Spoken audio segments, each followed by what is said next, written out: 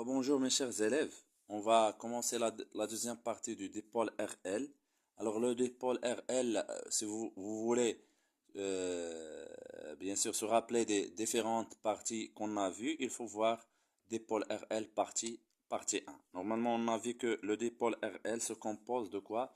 D'une bobine. La bobine elle est symbolisée comme ça dans un circuit électrique caractérisé par l'inductance et la résistance interne. La tension par exemple I et la tension UL égale à quoi? C'est un rappel à UL, c'est LDI par DT plus petit r fois I. Et voilà, on peut travailler avec cette expression. Bien sûr, on a trouvé l'équation, on a travaillé dans le circuit de l'établissement. On a dit que la bobine, il fait quoi? Il retarde l'établissement du courant électrique. Alors le circuit électrique sur lequel on a travaillé, c'est un circuit d'établissement. Il est comme ça. Voilà, voilà le circuit électrique. Un générateur de force électromotrice E, ici LR, ici c'est grand R. Donc on a trouvé, en utilisant la loi d'activité de tension, l'équation I plus quoi? L divisé par R plus R fois la dérivée de I par rapport au temps égale à E divisé par R plus R. Alors ici un petit astuce s'il vous plaît. Normalement on peut travailler dans le régime permanent. Alors c'est-à-dire quoi? On peut travailler dans le régime permanent. Normalement, au régime permanent, ce dI sur dt, normalement, un petit astuce s'il vous plaît. Donc, un petit astuce ici. Qu'est-ce qu'on va dire s'il vous plaît? Au régime permanent égale I égale à IP, égale une constante. Une constante. Voilà. C'est une constante. Donc, et la dérivée d'une constante, dIP sur dIP sur dt égale 0. Donc en remplaçant dans cette relation, on aura quoi? IP plus LR plus R fois DIP sur DT égale à E divisé par R plus R. Bien sûr, qu'est-ce que j'ai fait ici? Juste, je remplace I par IP. I par IP. Et vous voyez que DIP sur DT, d'après ça, c'est 0. Donc, on aura ça égale à 0. Donc, on aura IP. I au régime permanent égale à E divisé par R plus R. Voilà un astuce pour qu'on puisse travailler au régime permanent. Alors maintenant, on vous donne la solution de l'équation différentielle. Donc la solution de l'équation différentielle, c'est I de t, il est donné, hein. I de t c'est A, expo moins mt plus b. Donc avec quoi? Avec ce A, M et B des constantes à déterminer en fonction des paramètres du circuit. Alors quels sont les paramètres? Ce sont R, R, L et E. Donc, qu'est-ce qu'on fait? On a déjà dit dans le dipôle RC, pour savoir bien travailler avec le dipôle, avec la solution de l'équation différentielle, je dois apprendre le plan de travail. Quelles sont les étapes? Normalement, les étapes, on dérive, on remplace dans l'équation différentielle et on factorise. Alors, un petit rappel concernant, s'il vous plaît, ici, concernant la dérivée de l'exponentielle d sur dt de l'exponentielle moins 3t égale à quoi, s'il vous plaît? On va faire sortir ce moins. Donc c'est moins 3 et je reprends ça. Expo moins 3t. Par exemple, d sur dt de quoi? De a expo moins mt. Il va être égal à quoi? C'est moins m fois tout ça, fois a expo moins mt. Alors je pense que c'est clair. Donc on va faire la dérivée. Donc on dérive et après on remplace et après on factorise. Voilà le plan. Donc ici je vais écrire dI sur dt. Donc elle va être égale à quoi? C'est moins m fois a fois expo moins mt plus la dérivée de b qui est égale à 0. Après on remplace dans l'équation différentielle. Alors que l'équation différentielle, elle est là. Donc ce i, je remplace par ça, par son expression. Donc, je vais l'écrire. Hein. Quand même, il faut bien écrire ce i, elle est là. Donc, on aura quoi? A, expo moins mt, plus b, voilà, plus quoi s'il vous plaît? Alors, c'est-à-dire plus ça, plus L, R plus R, fois quoi s'il vous plaît? Fois la dérivée, fois du sur dt, c'est pour cela que j'ai fait la dérivée est égale à quoi? Moins m fois a expo moins mt égale à quoi s'il vous plaît? Égale à E divisé par R plus R. Et voilà, tout ça fait, on s'approche peu à peu. Donc on a dit on dérive, je remplace et je factorise. Je factorise par a expo moins mt qui est là, a expo moins mt qui est là, et ce b, je vais faire passer ce b vers l'autre côté. Donc je pense que c'est clair. Donc on aura ici c'est a expo moins mt, facteur de quoi ici? Il nous reste quoi? 1. Ici, il va nous rester quoi? Plus L divisé par R plus R fois moins M égale à ce E divisé par R plus R moins B. Voilà. Alors, donc, on dit cette phrase pour que cette équation soit vérifiée ou bien valable, vérifier, quel que soit t positive, on aura quoi? Ça égale à 0 et ça égale à 0 parce que on a ça, c'est une variable, ça c'est une constante et ça c'est une constante. Donc on aura 1 plus L divisé par R plus R fois moins M égale à 0 et ce E divisé par R plus R moins B égale à 0. Et qui va dire quoi s'il vous plaît? Qui va dire quoi? Donc, ici, on va faire passer ce 1 vers l'autre côté. Donc, on aura L par R plus R fois moins M égale à moins 1. C'est bon?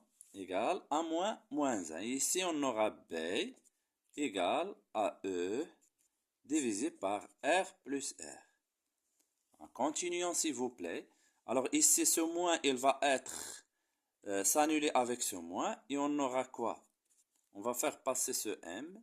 Donc on aura M égale à l'inverse de ça. Est-ce que c'est clair? Donc on aura c'est R plus R divisé par L. Ici c'est B. Qui est égal à E divisé par R plus R. Est-ce que c'est clair? Et ça, bien sûr, c'est l'inverse de taux. Ça, c'est 1 sur taux. Parce que taux dans le circuit RL, c'est L divisé par R plus R. Ou bien, si vous vous rappelez ici, c'est IP. Ou bien I origine permanent. Ça, ce sont des relations qu'on doit l'apprendre au fur et à mesure avec le cours. Voilà. Très bien. Alors maintenant, il nous reste quoi, s'il vous plaît? Il nous reste à déterminer la constante qui est A. Il nous reste à déterminer la constante A. Donc, pour déterminer A, qu'est-ce qu'on fait, s'il vous plaît? Alors, regardons la constante qui est multipliée par l'exponentielle. Pour déterminer cette constante, on utilise toujours la condition initiale ou bien les conditions initiales. Alors, pour déterminer A, on utilise les conditions initiales. Les conditions initiales. Quelles sont ces conditions? Ce sont quoi, s'il vous plaît? C'est I de 0. Normalement, à t égale 0, I de 0 égale 0. Et d'après l'expression, ça, c'est la condition initiale. Maintenant, on passe à l'expression. Et d'après l'expression, on a quoi dans l'expression, s'il vous plaît? L'expression, elle est là. I de t, je vais remplacer ici t par 0. Donc, on aura quoi? I égale à A expo plus B. Donc, ici, je remplace t par 0. Donc, ici par 0. L'expo 0 égale à quoi? Expo 0, c'est 1. Donc, on aura ici, c'est A fois 1, c'est A, plus B.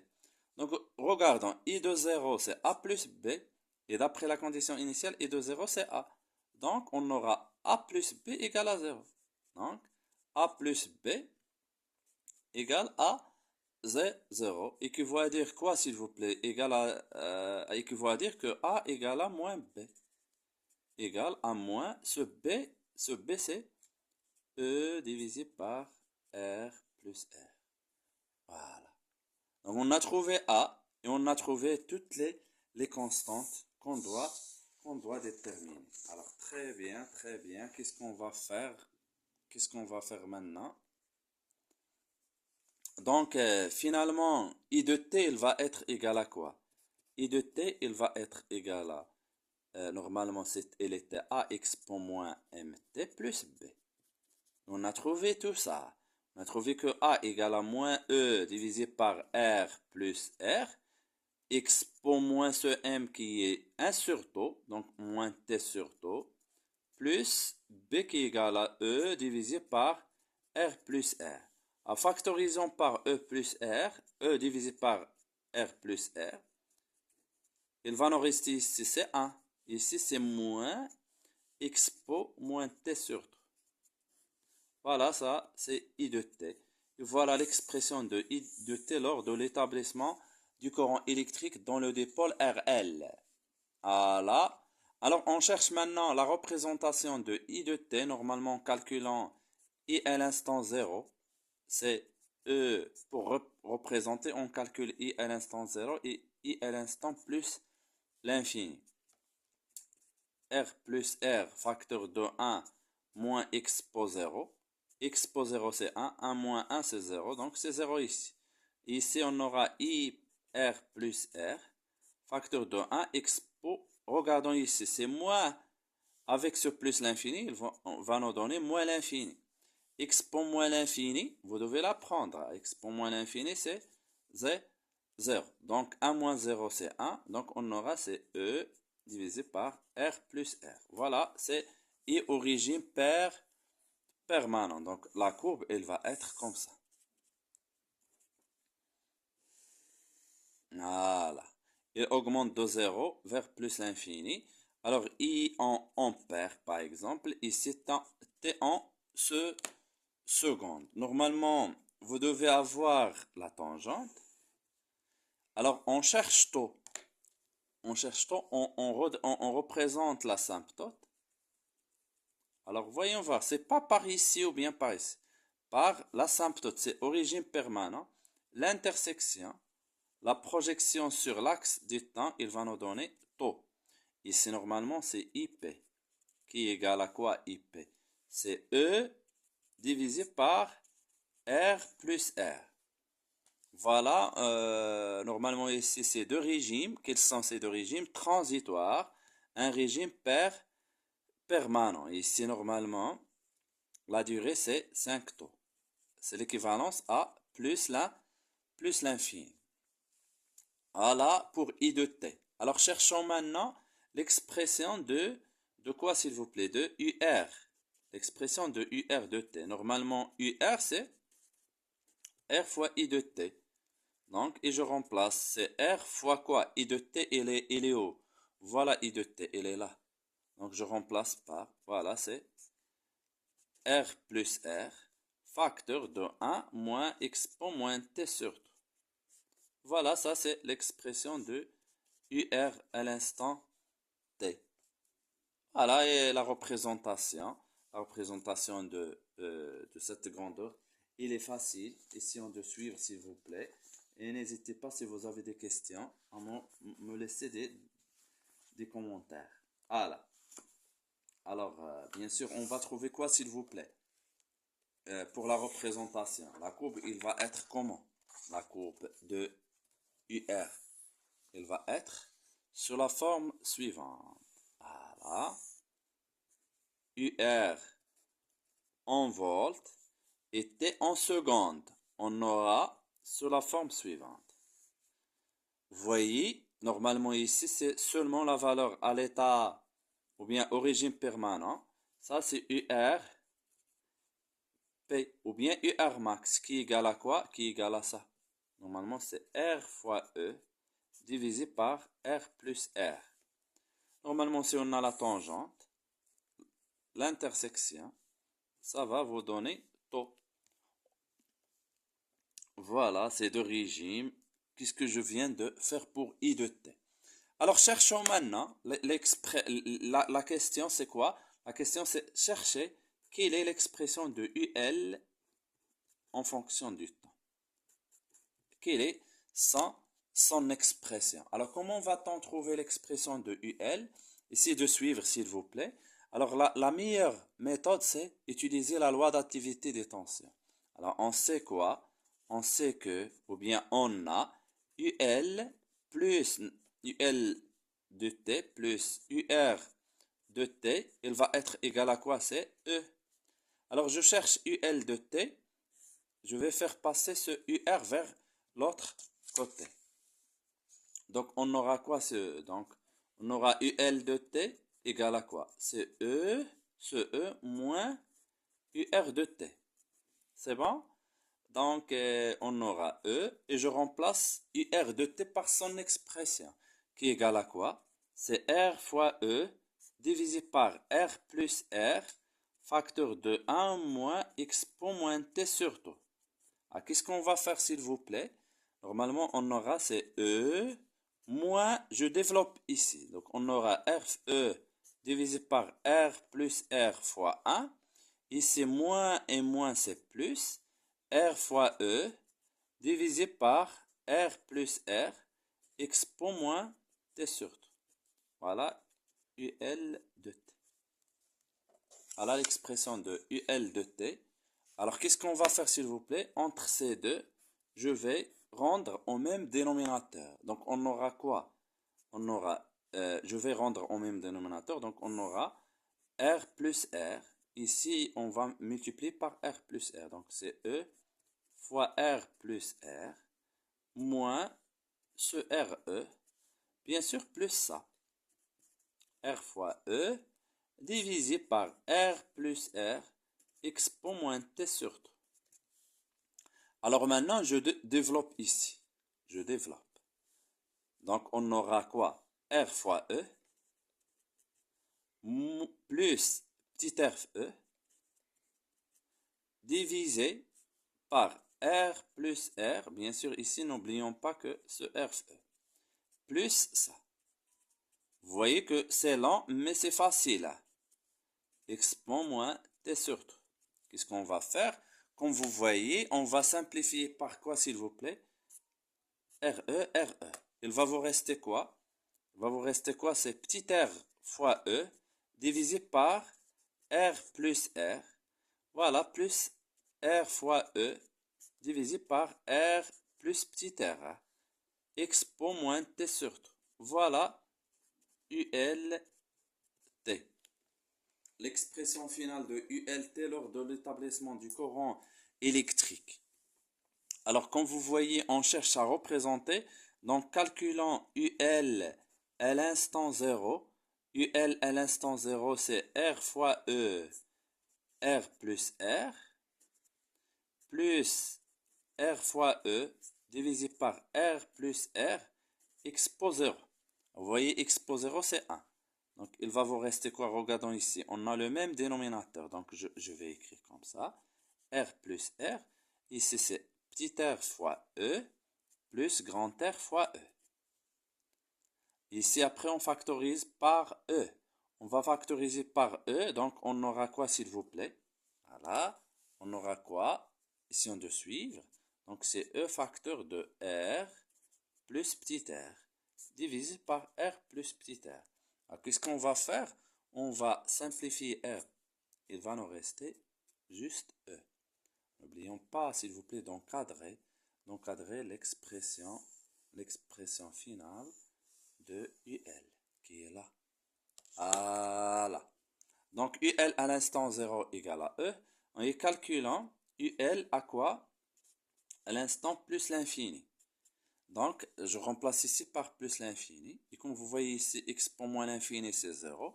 Donc, ça fois 0 égale à 0. Donc, il va nous rester R fois E divisé par R plus R. C'est clair? Je reprends. Expo plus l'infini avec ce moins, c'est moins l'infini. Expo moins l'infini, c'est 0. Ça fois 0, il va nous donner 0. Donc, il va rester comme ça. Donc, l'allure de la courbe, il va être comment, s'il vous plaît? L'allure de la courbe, lors de l'établissement du courant électrique. Donc, il commence par E et se termine par ça. Donc, la courbe, il va être comme ça. Essayons de suivre, s'il vous plaît. Toujours, c'est UL en volts. C'était en... Pardon. Voilà. C'était en secondes, bien sûr. C'est bon. Donc, il va être comment, la courbe? Voilà, doucement, s'il vous plaît. Essayez d'apprendre. Essayez de savoir comment je fais pour que je puisse représenter les courbes. Il ne faut pas les apprendre comme ça. Donc, la courbe, il commence par E. Il est là, à t égale 0. Il va vers cette valeur. Il décroît normalement. E, il est plus grand que ça. Donc, il décroît comme ça. Voilà la courbe. Voilà, normalement, vous devez savoir que cette valeur, c'est E. Et ici, la valeur, c'est R fois E divisé par R plus R. Et si on a la tangente, il est comme ça. Donc, c'est pas ça qui est égal à taux. Normalement, c'est l'intersection avec la tangente. Ici, voilà la valeur de taux. Très bien. Alors, voilà l'allure des trois courbes, ou bien la solution de l'équation différentielle lors de l'établissement du courant électrique dans un dipôle RL. Alors, normalement, des astuces de travail, s'il vous plaît. Qu'est-ce qu'on a? On a déjà vu que IP égale à quoi? C'est E divisé par R plus R. Donc, ça va nous donner quoi, s'il vous plaît? Ici, normalement, c'est on cherche petit r. Donc, je vais faire passer tout ça vers l'autre côté, comme ça. Et IP vers l'autre côté. Donc, on aura quoi? R plus R égale à E divisé par IP. Et si je cherche petit r, je vais passer le grand R vers l'autre. Ou le contraire. Donc, équivaut à dire quoi, s'il vous plaît? Donc, petit r, il va être égal à quoi? E divisé par IP moins grand R. Voilà l'expression, ou bien comment on a trouvé petit r. Alors maintenant, voilà la première. Si on cherche, on n'a pas IP, on n'a pas la courbe de IP, on a la courbe de UR. Donc on peut travailler avec URP ou bien UR max, qui est égal à quoi? Normalement, c'est R fois IP. C'est clair. Donc je peux utiliser cette relation pour trouver par exemple grand R, ou bien égal à R fois IP qui est là. Donc R fois E divisé par R plus R. Ici on cherche petit r.